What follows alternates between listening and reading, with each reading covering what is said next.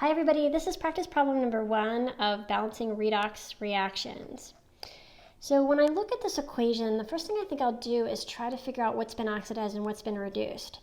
I'll put oxidation numbers in front of, above all these elements. So I've got 0, -2, this lead must be a +4, oxygen's -2, hydrogen's +1, leaving the sulfur at a +6, oxygen's -2, the lead must be +2 because it's with a sulfate polyatomic ion, which has a total charge of -2, so the lead must be +2 there, leaving the sulfur with an oxidation state of +6.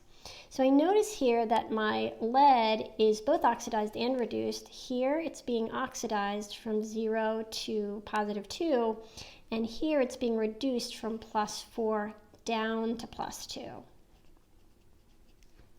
When I write these half reactions, for the first one, I'll write PB, I'll start with the oxidation, and the product is going to be this PbSO4.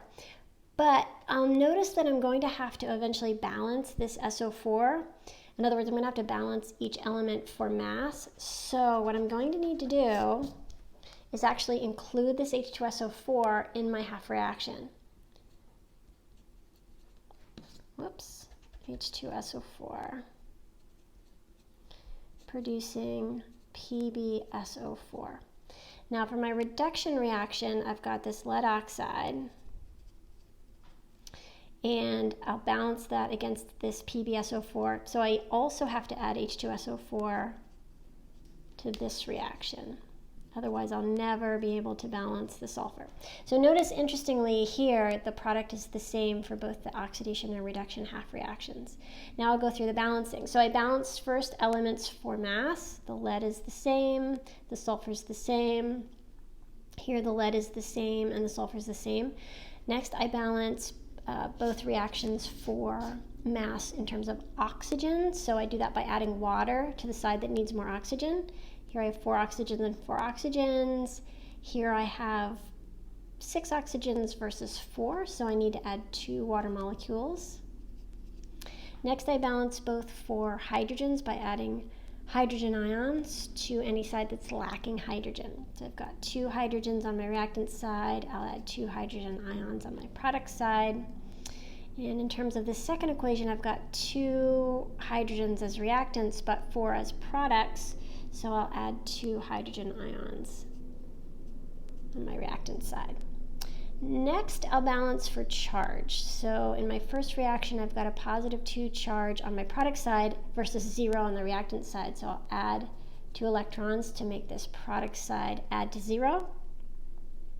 And in the second reaction, I've got just the opposite problem. I've got a +2 charge on my reactant side. I need to bring it to 0 because the product side has a total charge of 0. You always want to add electrons to the side that's more positive. So my electrons lost equal my electrons gained, and so I don't need to multiply either reaction by any number to make that happen. It's already happened. So I'll just sum the two, canceling anything that appears on both sides. So I can get rid of the electrons.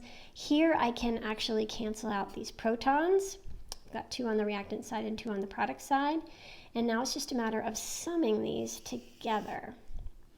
So for my lead, I just have 1 lead. And then in terms of the PbO2, just 1. And in terms of the H2SO4, I have actually 2 of those.